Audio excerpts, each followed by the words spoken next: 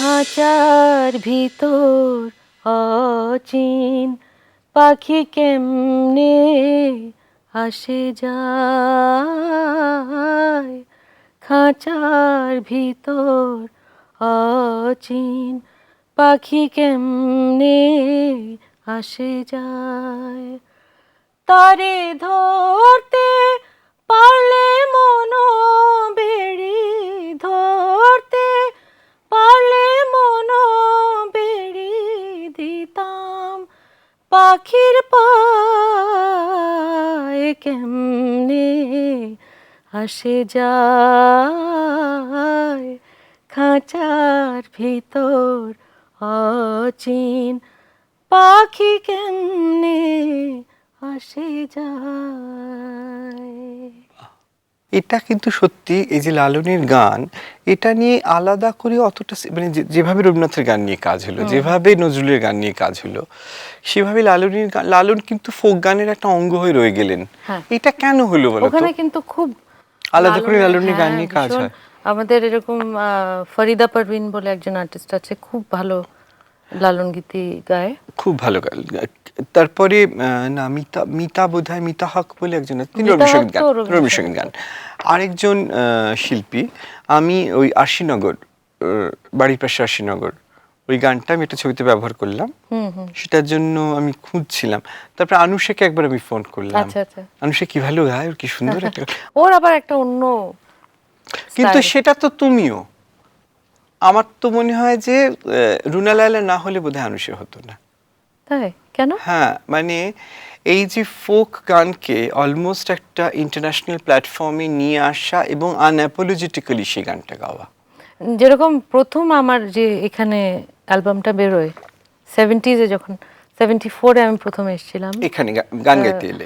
হ্যাঁ, তখন সেটা বোধহয় এই নেমন্তন্ন করে কেউ নিয়ে এসেছে, ওই আইসিসিআর থেকে ইনভাইট করেছিল, তো দিল্লি, বম্বে, কলকাতায় প্রোগ্রাম হলো। আইসিসিআর মানে Indian council for cultural relations. তো কলকাতায় আমি তো ইউজুয়ালি আমি সব ধরনের গানই করি আমার কনসার্টে, মানে ওইখানে পপ থাকে, সেমি ক্লাসিক্যাল থাকে, গজল থাকে, গীত থাকে, তারপরে ফোক গান সবই থাকে। তো উর্দু, পাঞ্জাবি সবই করি আমি, হিন্দি টিন্দি সব। তখনও করতে? হ্যাঁ হ্যাঁ, ওই সময় করতে? হ্যাঁ হ্যাঁ। আচ্ছা। তো তখন ওই কিছু ফোক গান করেছিলাম, তো ওগুলো শোনার পরে আমাকে এইচএমভি থেকে বললো যে আপনি কিছু গান আমাদের এখানে রেকর্ড করুন, ফোক গান। আচ্ছা। তো তখন তো ওই ছোট ছোট রেকর্ড বেরোতো, হ্যাঁ ইপি ইপি এলপি এগুলো ছিল। তখন ওই সাধের লাউটা গাওয়া হয়েছিল। সাধের লাউ। তো সাধের লাউটা গাওয়ার পরে আরো ওর সঙ্গে আরো কিছু গান ছিল, যেজন প্রেমের ভাব জানে না, আরো সাধের লাউ একটা ফোক গান, যে পাড়ায় পাড়ায় পুজোর সময় মাইকে কিভাবে বেজেছিল, এবং তখন যে একটা পাওয়ার, ফোক গানের যে একটা পাওয়ার, ফোক গানের সুরটা তো কঠিন নয়, সবাই তো গাইতে পারছে, কথাগুলো অন্যরকম, এরকম কথা কেউ শুনছে না, সব চাঁদ ফুল জ্যোৎস্নার বাইরে। এই যে একটা গান হচ্ছে, সেই গানটা যে কিভাবে ভাসিয়ে নিয়ে গেল আমাদের, কিন্তু কনসিয়াসলি ছোটবেলায় একটা ফোক গানে রেসপন্ড করা সাধের লাউ। হ্যাঁ, আমার মনে হয় যে আমরা ফোক গানের মাধুর্যটা দেখো, নির্মলেন্দু চৌধুরী সবাই গেয়েছেন, তারপরে উৎপলেন্দুও গেয়েছেন, কিন্তু তখন আমরা জানি আমরা ফোক গান শুনছি। তার আগে সাধের লাউটা কি গান আমরা তাকে ক্যাটেগরাইজ করতে পারছি না, কিন্তু আমরা তাকে আধুনিক গানও বুঝতে পারছি না কিরকম একটা। আর আমরা যাদের আমাদের মানে যে ফ্যামিলিগুলো ইস্ট বেঙ্গল থেকে এসছে, আমার বাবা যেমন মানে ঢাকার মানুষ, আচ্ছা তাই, হ্যাঁ, মানে আমাদের কাছে তো বাংলা ভাষাটা অপরিচিত নয়, তাই সেই ভাষা একটা গান হচ্ছে, এবং সেই ভাষাটা একটা গানের ভাষা, সেই ভাষাটা চিরকাল আমরা কলকাতায় শুনেছি এটা ঠাট্টা করার ভাষা। নর্মালি দেখি কলকাতার ছবি দেখলেই মনে হয় যে ওই মানে লোককে যদি হাসাতে হয় তাহলে একটু গেছিলাম, করছিলাম, এটা করলেই অনেক দিন অবধি ছিল, এখন আর নেই, অনেক দিন অবধি এটা ছিল যে ইস্ট বেঙ্গলের ভাষাটা, পূর্ববঙ্গের বাংলা ভাষাটা এখানে একটা কমেডি এলিমেন্ট, কমেডি অ্যাপিল ছিল।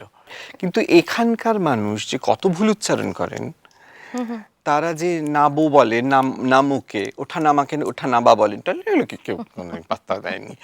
তো সেগুলো হয়ে, এবং সাধের লাউটা বলছিলাম যে ওটা আমি রেকর্ড করার পরে আমি নিজেও জানতাম না যে এটা এত এত popular পপুলার হয়েছে। হবে, কেন স্টেজে গিয়েছি, পাবলিক খুব অ্যাপ্রিসিয়েট করেছে, সবই ঠিক আছে, কিন্তু এটা রেকর্ড করার পরে যে এতটা এটা পপুলার হবে এটা আমিও বুঝতে পারিনি।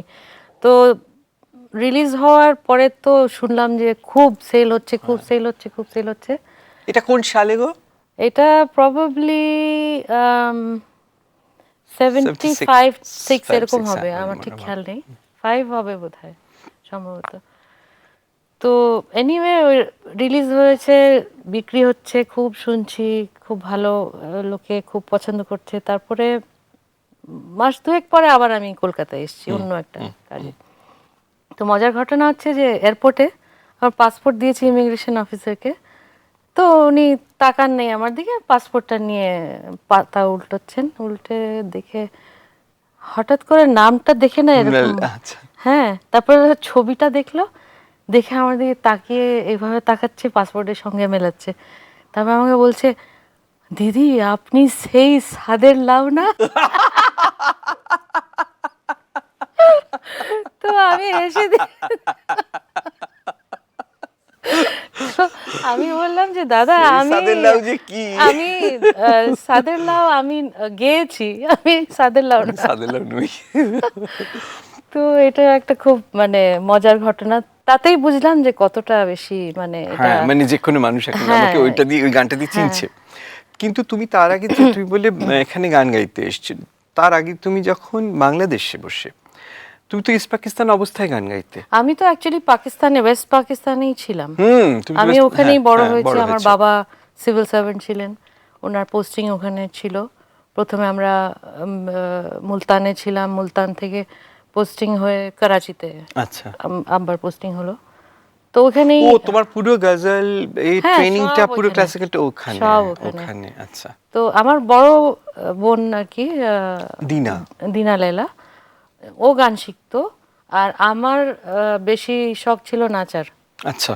তো আমি সারাক্ষণ নাচতাম, রেডিও ছেড়ে দিয়ে মানে গান নিজে নিজে বাজতো, নাচতে, হ্যাঁ হ্যাঁ, নাচ আপন শেখোনি, মনে, আপন শেখোনি মনে, কিছু। আচ্ছা, আচ্ছা।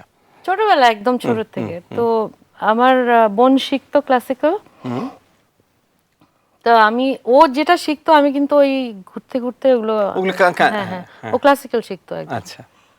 তারপরে একদিন ওস্তাদজি এসছেন যখন, তখন আমি খেলছি, ঘুঙরু পায়ে ঘুরে বেড়াচ্ছি, নাচছি আর গেয়ে যাচ্ছি, উনি যেটা শিখিয়ে গেছেন। মানে দিদিকে যেটা শিখিয়েছেন।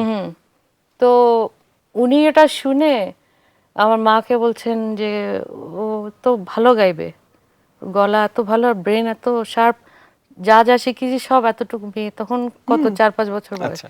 সব ও গেয়ে যাচ্ছে কিভাবে, হুম। ওকে আপনি গান শেখাবেন। হ্যাঁ গান শেখাবেন।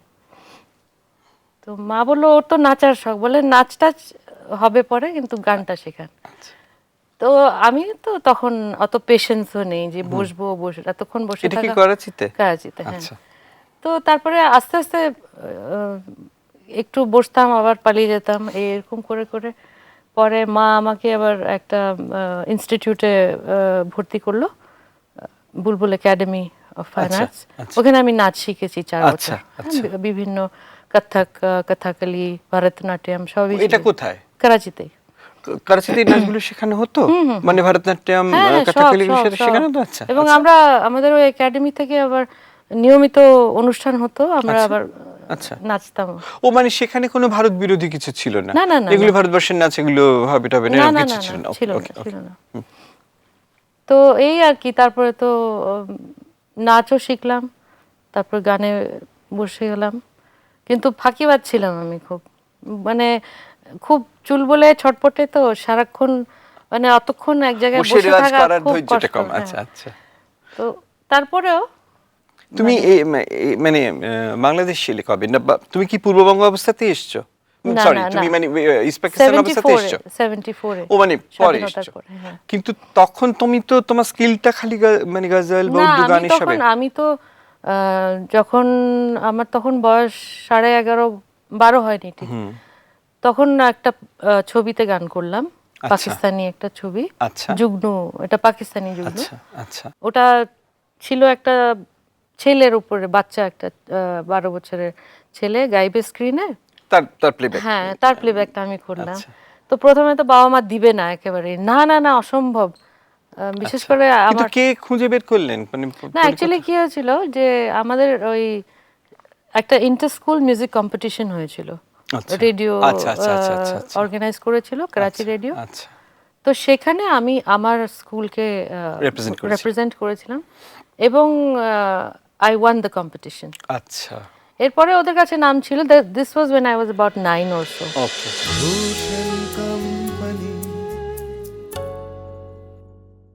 স্টার জলসার প্রিয় শো দেখার জন্য সাবস্ক্রাইব করুন আমাদের ইউটিউব চ্যানেলে এবং আপডেটেড থাকার জন্য প্রেস করুন বেল আইকন। চলো চলো চলো চলো পাল্টাই